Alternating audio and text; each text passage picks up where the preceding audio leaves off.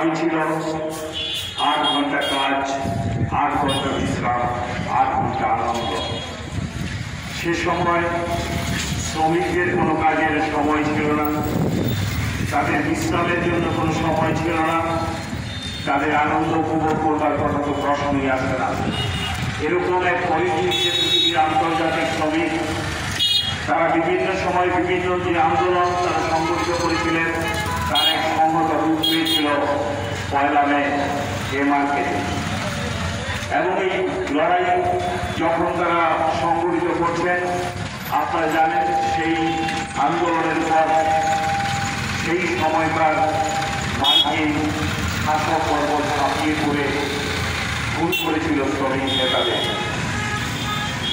এই দিন থেকে এই দিনটি আমরা পালন করছি আন্তর্জাতিক শ্রমিকদের সংহতি দিবস হিসেবে।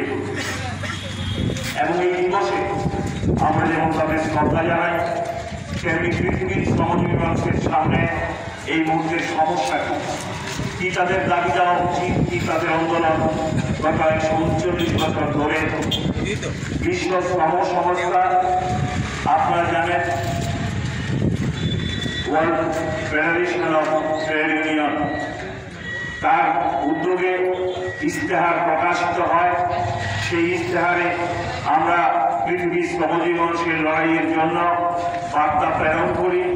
তারই কর্মসূচির অঙ্গ হিসেবে আমরা এখানে মিলিত হয়েছি।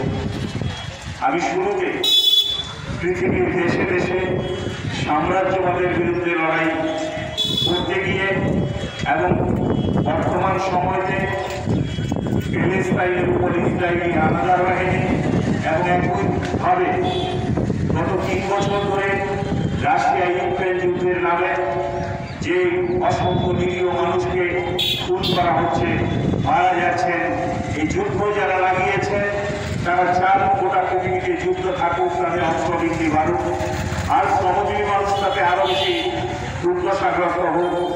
এবং এই কারণে এতগুলো জীবন বলিদান করতে হয়েছে।